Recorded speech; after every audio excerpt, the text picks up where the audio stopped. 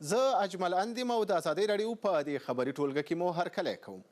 د ایران مذهبي مشر دا رد کړي چې نړیوال اتومي پلټونکي دې د دې هیواد پوځي مرکزونه وګوري او یا دې له ایراني ساینسپوهانو نه پوښتنې ګروېږنې وکړي.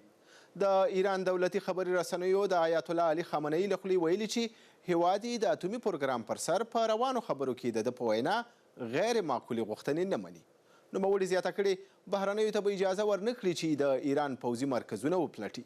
تر دې مخکې د ایران د اتومي انرژۍ د ادارې مشر علي اکبر صالحي هم پوځي مرکزونو ته د بهرنیو پلټونکو د ورتلو سره مخالفت کړی و. military sites are non-nuclear sites. پوځي سیمې غیر اټومي سیمې دي، نو هلته هیڅ چاته د ورتلو اجازه نشته. په نړۍ کې هیڅ هیواد بهرنیو ته اجازه نه ورکوي چې د هغوی پوځي تاسیساتو ته ورشي. د نړۍ شپږ پیاوړي هیوادونه له ایران سره د دې هیواد د اټومي پروګرام د محدودولو په هدف دا مهال په خبرو اترو بوخت دي. تهران دا نه مني چې د اټومي وسلې د جوړولو هڅه کوي او وایي دا پروګرام یې د ملکي اهدافو لپاره دی.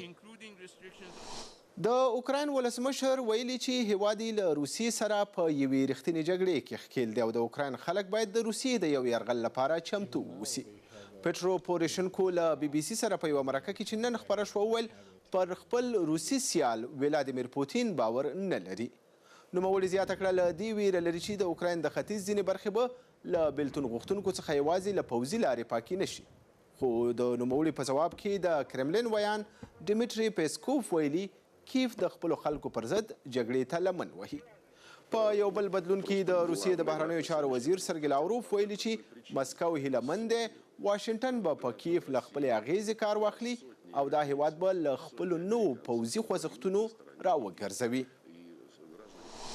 مالیزیا او اندونیزیا نن وویل چې د 2000 هغه غیر قانوني پناه غوښتونکو لپاره لنډمهاله سرپناه برابروي چې لا په سمندري کښتیو کې دي.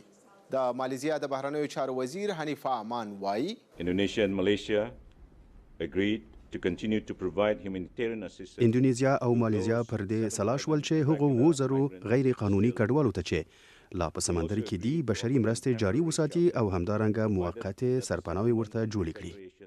د مالیزیا، تایلند او اندونیزیا د بهرنیو چارو وزیرانو نن له بنګلادیش او برما څخه د اسیا جنوب ختیځ ته د کډوالو د بهیر د ورماتېدو په اړه په خپلو کې غونډه لرله. دا په داسې حال کې ده چې مالیزیا، تایلند او اندونیزیا درې واړه له زیاتېدونکي نړیوال فشار سره مخ دي.